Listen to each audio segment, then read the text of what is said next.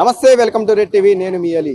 YCP పాలనని నిరసిస్తూ మహిళలు నల్ల దుస్తులు ధరించి గాంధీ బొమ్మ నుంచి చాలా మంది మహిళలు ఏకంగా ఇంచుమించు 4,000 నుంచి 5,000 మంది మహిళలు నిరసన వ్యక్త ర్యాలీ అయితే చేశారు. అసలు ఏంది ప్రధాన ఏంది అనేది వాళ్ళు కొంతమంది ఉన్నారు, వాళ్ళతో మాట్లాడదాం. మేడం చెప్పండి, ఏంది అసలు ఈ ర్యాలీ? ఏం లేదండి, నమస్కారం అండి అందరికి. నా పేరు సంగంశెట్టి శ్రీలక్ష్మి. ఈరోజు మన తుగ్లక్ పాలనలో జరిగే అన్యాయాలు అక్రమాలను నిరసిస్తూ మాజీ మంత్రివర్యులు పొంగూరి నారాయణ గారి ఆదేశాల మేరకు మహిళలు అందరం స్వచ్ఛందంగా బయటికి రోడ్లపైకి వచ్చి నిరసన తెలియజేశామండి. ఒకటి కాదండి, ఇందులో చెప్పుకోవాల్సింది పెరిగిన ధరలైతే ఏమి, నిత్యావసర ధరలైతే ఏమి, పెట్రోల్ ధరలైతే ఏమి, మొత్తం మహిళల పైన పడే బడ్డను మీరు పావలా ఇస్తూ మా దగ్గర నుంచి 10 రూపాయలు తీసుకుంటున్నారని నిరసన తెలియజేస్తూ ఈ వైఎస్ఆర్ సిపిఆర్ ప్రభుత్వం మీద మేము నిరసన తెలియజేస్తున్నామండి. నిరసన తెలియజేయడమే కాకుండా భారీగా మహిళలు అందరం రోడ్లెక్కి నల్ల దుస్తులు ధరించి నిరసన తెలియజేస్తూ గాంధీ బొమ్మ దగ్గర నుంచి నవాపేట జలకన్న బొమ్మ దాకా 100 మంది స్వచ్ఛందంగా ఒక్క నారాయణ గారి పిలుపు మేరకు 100 మంది బయటకు రోడ్ల మీదకి వచ్చి వాళ్ళ నిరసన తెలియజేశారండి. ప్రధానంగా ఇప్పుడు ఎలక్షన్ దగ్గరికి వచ్చింది కాబట్టి మీరు ఎందుకు నిరసన చెప్తారు? ఎలక్షన్ వచ్చింది అనే దాని విషయం మీద కాదండి, ఇది మేము ఎప్పటి నుంచో నిరసన తెలియజేయాలనుకుంటున్నాం. ఇవాళ ఈ సందర్భం ఇలా కలిసి వచ్చింది. నారాయణ గారి పిలుపు మేరకు ఈ రోజు మేము ఇలాగా ముందుకు రావాల్సింది వచ్చింది. ముందుకు రావటమే కాదు, మేము ఒకటే డిమాండ్ చేస్తున్నాం. ఈ వైఎస్ఆర్ మీరు ఇప్పుడు ప్రభుత్వం దిగిపోయి ఇంకా మాకు ఒక 10-20 రోజుల్లో ఎలక్షన్ కూడా వస్తుందనగా కూడా మీరు ఇంకా ఉచిత పథకాలు ఇస్తాము, మేము గతంలో పథకాలు ఇచ్చాము అంటున్నారు. ఆ పథకాలన్నీ ప్రజలకు చేరలేదు అని తెలియజేసే దానికోసమే ఈ నిరసన. అంటే ఈ ప్రభుత్వం సంక్షేమ పథకాలు ఇస్తుంది, అభివృద్ధి చేస్తుంది కూడా అని చెప్పేసి కూడా వైనాట్ 175 మాకు వస్తుంది అని కూడా చెప్తున్నారు. వైనాట్ కాదండి, వాళ్ళు మొన్న ఏదో ఫ్లెక్స్ కూడా చూస్తాం, సిద్ధం అన్నారు. సిద్ధం, మీరు ఓడిపోవడానికి సిద్ధంగా ఉండండి, ఓడిచ్చేదానికి మహిళలు అందరం సిద్ధంగా ఉన్నాం. ఇదే వాళ్ళకి మాటకి సమాధానం. జనసేన టీడీపీ పొత్తు ఎలా ఉండబోతుంది? చాలా సూపర్ గా ఉంటదండి. నెల్లూరులో అయితే నారాయణ గారు 1,00,000 మెజార్టీతో గెలుస్తారండి. 100% ప్రజలందరూ ఎక్కడికి వెళ్ళినా నారాయణ గారికి నీరాజనం తెలుపుతూ మీరే సార్ గెలిచేది, మీకే ఇస్తాము, ఆగిపోయిన అభివృద్ధి మాకు తెలుస్తుంది, గతంలో మీరు చేసిన అభివృద్ధి మా కళ్ళ ముందుంది అని స్వచ్ఛందంగా ప్రతి ఒక్కరూ మీరు పిలుపునిస్తే చాలు మేము రోడ్లు ఎక్కుతామని 100 మంది నారాయణ గారి పిలుపు మేరకు ఎదురు చూస్తున్నారండి. 170 అంటే వాళ్ళకి డిపాజిట్లు ఉంటాయో లేదోనండి. అసెంబ్లీలో వాళ్ళకి అధికారం సంగతి దేవుడు ఎరిగే. కనీసం ప్రతిపక్షంలో అన్నా కూర్చోగలుగుతారో లేదో అది చూసుకోవాలండి. ముందు మేము సీట్ల గురించి చెప్పలేం, ప్రతిపక్షం కూడా రాలేదన్నది మా ఉద్దేశం. చంద్రబాబు నాయుడు టార్గెట్ గా కుప్పం నియోజకవర్గాన్ని నిన్న జగన్మోహన్ రెడ్డి కూడా చూసి అక్కడ నీళ్లు కూడా గేట్లు కూడా చేశారు. ఆయన చేస్తాడండి. కుప్పంలోకి వెళ్తే మీరు ఏం చేశారండి? కుప్పంలో ఏం చేశారు? చంద్రబాబు నాయుడు గారి హయాంలో ఎన్ని అభివృద్ధి పథకాలు చేశారు, ఎన్ని అభివృద్ధులు చేశారు, యూత్కి ఎన్ని తెచ్చారు, మీరు ఏం చేశారండి? యూత్కి ఏమి ఇచ్చారు? వాలంటీర్ ఉద్యోగాలు ఇచ్చారా? అదే మీ డెవలప్మెంట్? అదే మీరు చేసిన పథకాలు? అదే మీరు చేసిన అభివృద్ధి? చదువుకొని మేము కష్టపడి మా ఇళ్లలో మమ్మల్ని ఎంతో కష్టపడి డిగ్రీలు ఇప్పిస్తే ఆ డిగ్రీలకి 5,000 రూపాయలు జీతాలు ఇచ్చి వాలంటీర్గా పెట్టుకున్నాం. ఇవే మీరు ఇచ్చే ఉద్యోగాలు? ఇదే మీరు చేసే డెవలప్మెంట్? ఇందుక మీరు తిరుగుతున్నారు? కాదండి, వాలంటీర్లు సైతం మేము కూడా వస్తాం, మీ వెంట మేము కూడా నడుస్తాం, ఎలక్షన్ కోర్టు వస్తే మేము కూడా మీకు పనిచేసేదానికి సిద్ధంగా ఉన్నామని 100 మంది ఉన్నారండి. ఏమండి, ఇప్పుడు నేను ఒకటి చెప్తానండి.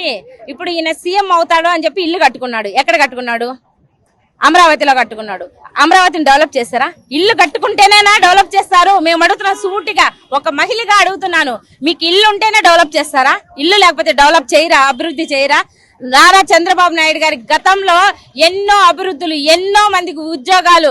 మొన్న స్కిన్ డెవలప్మెంట్ లో చంద్రబాబు నాయుడు గారిని అరెస్ట్ చేస్తే స్వచ్ఛందంగా అన్ని రాష్ట్రాల నుంచి యువత ముందుకొచ్చి ర్యాలీలు చేశారు. అది చాలదా అండి? ఇంకా కావాలా? ఇల్లు కట్టుకోవాలా? ఇల్లు ఉంటేనే అభివృద్ధి చేస్తారు. మేము అడుగుతున్నాం, ఒక్క సూటిగా అడుగుతున్నాం, ఇల్లు కావాలా? ఆస్తులు కావాలా? ఆస్తులు ఉన్న దగ్గరైనా మీరు డెవలప్ చేసుకుంటారు. మీరు ఆస్తులు ఉన్న దగ్గర డెవలప్ చేసుకుంటారు కాబట్టి మీరు ఆ క్వశ్చన్ అడుగుతున్నారు. అది చెప్తున్నారు మీరు. ఆస్తులతో సంబంధం లేదండి. ఆ ప్రాంతం మీద, రాష్ట్రం మీద చంద్రబాబు నాయుడు గారికి వెన్నలేని అభిమానం ఉంది. ఆ ప్రజల మీద, ఆ కుటుంబం మా కోసం కష్టపడేందుకు ఇవాళ నారా భువనేశ్వరమ్మ గారు కూడా పరామర్శ పేరుతోటి బయటకు వస్తున్నారు. శ్రీశక్తి రూపంతో వాళ్ళ కోడలు బయటకు వస్తున్నారు. యువగలంతో లోకేష్ గారు బయటకు వస్తున్నారు. ఇంతమంది వాళ్ళ ఫ్యామిలీ మొత్తం మా కోసం కష్టపడుతుంటే మేము బాబు గారి కోసం నడవలేమా అండి? మేము నడుస్తాం. మేము కాదు, మాతో మా వెనకాల లక్షల మంది నడిచేలా చేస్తాం. మేము ఈసారి ఎలక్షన్ ఎలా ఉండబోతుంది? వార్ వన్ సైడ్ అండి. ఇంక సిద్ధం ఉండదు. వాళ్ళు సిద్ధం ఓడిపోవడానికి సిద్ధంగా ఉండాలి. వార్ వన్ సైడ్ అవుద్ది. ఆ పేరు డాక్టర్ పి సింధూర. నేను మాజీ మంత్రి నారాయణ గారి కుమార్తెను. ఈరోజు ఆంధ్రప్రదేశ్ స్టేట్ మొత్తం ఆడవాళ్ళు నల్ల దుస్తులు ధరించి వీధి తిరుగుతూ ఈ 5 ఏళ్ళలో జరిగిన దుర్మార్గాన్ని, స్పెషల్లీ ఒక బేసిక్ కమ్యూనిటీస్ లో పెంచిన ఖర్చుల వల్ల వాళ్ళు ఎంత ఇబ్బంది పడుతున్నారో తెలియజేయడానికి ఇలా వీధుల్లో తిరగాల్సి వస్తోంది. దానిలో పార్ట్గా నెల్లూరులో జరిగే ఈ నిరసనలో నేను కూడా పార్టిసిపేట్ చేయడం అనేది జరిగింది. మీ అందరికీ తెలుసు, ఈ 5 ఏళ్లలో ఒక బేసిక్ కమ్యూనిటీస్ అంటే ఎలక్ట్రిసిటీ ఖర్చులు కానివ్వండి, లేకపోతే గ్యాస్ సిలిండర్ ఖర్చులు కానివ్వండి, లేకపోతే పప్పులు ఉప్పులు కానివ్వండి, లేకపోతే ఆర్టీసీ ఖర్చులు కానివ్వండి 10 సార్లు పెంచారు. అలా పెంచడం వల్ల వాళ్ళు ఎంతో ఇబ్బంది పడుతున్నారు. అన్ని ఫ్యామిలీస్, అలాగే స్పెషల్లీ ఆడవాళ్ళు, బికాస్ ఇంటి ఖర్చులన్నీ వాళ్ళే చూస్తారు కాబట్టి ఎంతో ఇబ్బంది పడుతున్నారు. ఒక చోట నుంచి ఇంకో చోటకి వెళ్ళాలంటే ఎందుకు ఆగిపోతున్నారు. అలాగే రాత్రిపూట వాళ్ళకి కరెంటు లేకపోవడం వల్ల వాళ్ళు కనీసం కుక్ చేసుకోవడానికి కూడా, వంట చేసుకోవడానికి కూడా వీలు లేకుండా ఉంది. ఇట్లాంటి ఇబ్బంది పడుతున్నందుకు అది గవర్నమెంట్ కి తెలియజేయాలి. ఈ 5 ఏళ్లలో జరిగిన దుర్మార్గాన్ని తెలియజేయాలని ఈ రోజు ఈ నల్ల దుస్తులు వేసుకొని వీధి తిరగడం అన్నది జరుగుతోంది. దాంతో భాగంగా నెల్లూరులో జరిగే కార్యక్రమంలో నేను పార్టిసిపేట్ చేశాను. డెఫినెట్ గా ఈ 2 మంత్స్ తర్వాత జరిగే ఎలక్షన్ లో ఇలా జరిగిన తప్పులన్నిటికీ సమాధానం చెప్తూ ఆంధ్రప్రదేశ్ లో జనాలు మొత్తం మళ్ళీ టీడీపీని మంచి మెజార్టీతో గెలిపిస్తారు. చంద్రబాబు నాయుడు గారు సీఎం గా వచ్చి నారాయణ గారు లాంటి మంచి మెంబర్స్ ని టీంలోకి తీసుకొని ఇలాంటి తప్పులన్నీ కరెక్ట్ చేస్తూ మనుషులకు కావాల్సిన, ఆంధ్రప్రదేశ్ జనాలకు కావాల్సిన కరెక్ట్ బేసిక్ కమ్యూనిటీస్ తో పాటు ఈవెన్ మిగతా అమ్యూనిటీస్ కూడా కరెక్ట్ గా అందజేస్తారని నా కాన్ఫిడెన్స్ తెలియజేస్తున్నాను. Thank you. ప్రజాస్పందన చాలా బాగుందండి. మీరే చూశారు ఎంతమంది ఆడవాళ్ళు ఇట్లా మేము అడిగిన వెంటనే ఇట్లా దీనిలో పార్టిసిపేట్ చేశారు. అలా పార్టిసిపేట్ చేయడం అన్నది అది జస్ట్ మనం అడగడం వల్ల జరగదు. వాళ్ళంతనే వాళ్ళే వచ్చేసి వాలంటరీగా లేదు ఇది చాలా తప్పు, మేము ఎంతో సఫర్ అవుతున్నామని వాళ్ళే జాయిన్ అయ్యారు.